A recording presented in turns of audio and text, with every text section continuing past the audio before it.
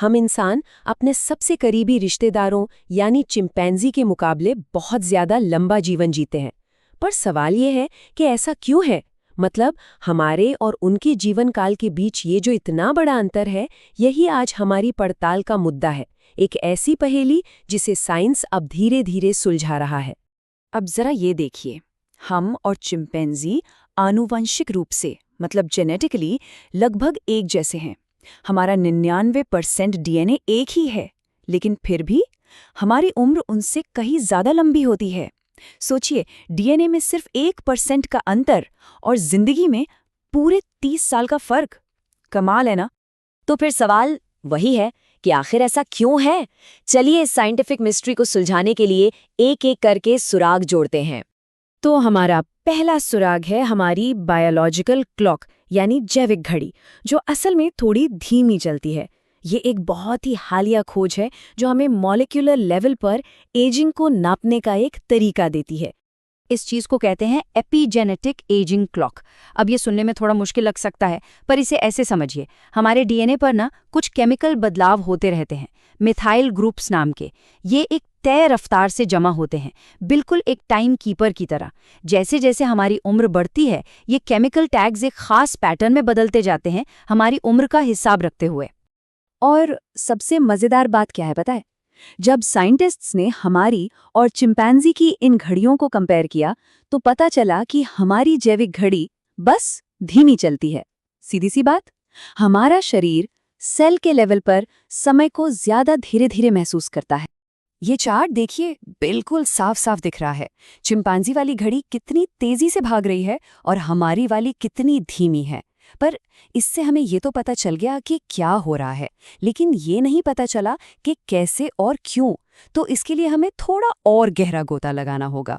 तो अब समझते हैं कि ये होता कैसे है, और इसका जवाब छिपा है हमारी उम्र बढ़ने की एकदम बेसिक प्रक्रिया में, यानी हमारे शरीर में धीरे धीरे जमा होने वाले नुकसान में। एजिंग को लेकर एक बहुत बड़ी थ्योरी है, डीएनए डैमेज थ्योरी। ये थ्योरी कहती है कि बुढ़ापा कोई प्रोग्राम नहीं है जो हमारे अंदर पहले से सेट हो, नहीं, बल्कि ये नतीजा है हमारे डीएनए में जिंदगी भर होने वाले छोटे मोटे नुकसान का, जिसे हमारा शरीर पूरी तरह से ठीक नहीं कर पाता। अब देखिए, ये डैमेज होता कैसे है? बाहर से रेडिएशंस, अंदर शरीर में होने वाले केमिकल रिएक्शंस, ये सब लगातार हमारे डीएनए पर हमला करते रहते हैं। हाँ, हमारा शरीर इसे रिपेयर करने की कोशिश जरूर करता है, पर यह प्रोसेस कभी भी 100% परफेक्ट नहीं होता। और बस यहीं से धीरे धीरे प्रॉब्लम्स की एक चेन शुरू हो जाती है, जो हमें बुढ़ापे के रूप में नजर आती है।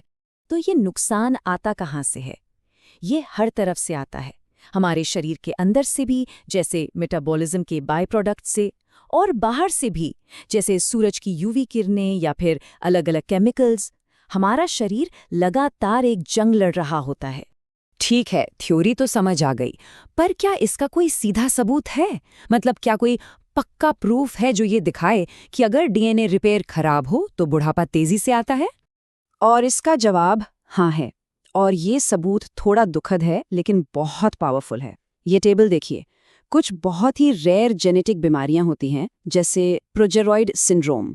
ये उन लोगों में होती हैं जिनके डीएनए रिपेयर करने वाले जीन्स में कोई गड़बड़ी होती है, और इसका नतीजा, इन लोगों में उम्र बढ़ने की प्रक्रिया बहुत बहुत तेज हो जाती है और उनकी जिंदगी काफी छोटी हो जाती है। ये डीएनए रिपेयर और उम्र बढ़ने की रफ्तार के बीच एक सीधा दुखद कनेक्शन दिखाता है।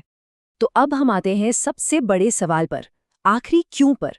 अगर हमारा शरीर डीएनए रिपेयर कर सकता है, तो वो इसे परफेक्टली क्यों नहीं करता, ताकि हम हमेशा जीते रहें?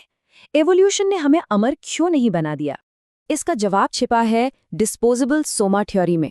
अब ये थ्योरी क्या कहती है? ये कहती है कि जिंदगी एक तरह का एनर्जी बजट है। हर जीव के पास लिमिटेड एनर्जी होती है। उसे ये तय करना होता है कि वो इस एनर्जी को अपने शरीर को मेंटेन करने में लगाए या फिर अगली पीढ़ी पैदा करने में, यानी रिप्रोडक्शन में। ये लाइन इस थ्योरी का पूरा सार है। शरीर हमारे जीन्स के लिए एक डिस्पोजेबल वाहन है। मतलब इवोल्यूशन की प्रायोरिटी हमारा शरीर नहीं है, बल्कि हमारे जीन्स हैं जो अगली पीढ़ी तक पहुंचने हैं। शरीर तो बस एक गाड़ी है जिसे तब तक चलना है जब तक वो जीन्स को मंजिल तक ना पहुंचा दे। तो ये एक तरह का एवोल्यूशनरी ट्रेड ऑफ है, एक समझौता।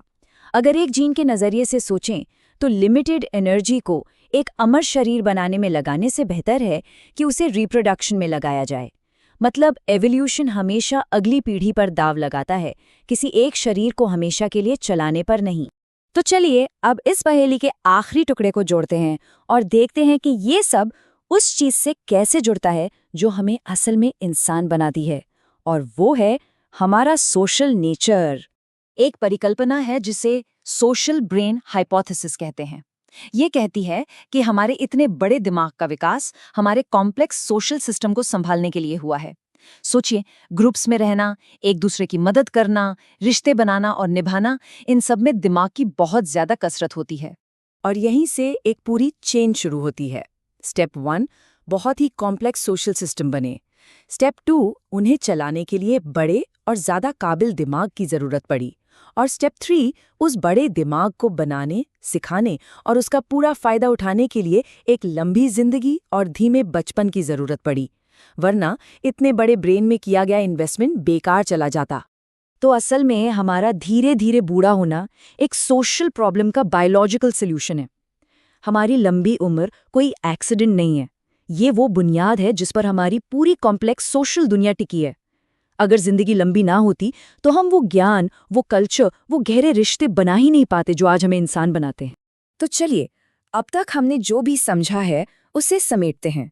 ये जो पूरी इवोल्यूशन की कहानी है, इसके मतलब बहुत गहरे हैं। तो आखिर में हम क्या कह सकते हैं? यही कि हमारी लंबी जिंदगी कोई गिफ्ट नहीं है, ये एक विकासवादी सौदा है। लाखों सालों में एवोल्यूशन ने एक समझौता किया है, एक बैलेंस बनाया है। अगली पीढ़ी पैदा करने की जरूरत और शरीर को मेंटेन करने की कीमत के बीच। तो मैं इस पूरी पड़ताल को एक आखिरी सवाल पर छोड़ना चाहूंगा। एक ऐसा सवाल जो साइंस को हमारी जिंदगी के एहसास से जोड़ता है। क्या बुढ़ापा वो कीमत है जो हम प्यार, दोस्ती और समाज के लिए चुकाते हैं? हो सकता है कि ये एक ऐसी कीमत हो जो उन सभी चीजों को मुमकिन बनाती है जो जिंदगी को जीने लायक बनाती हैं।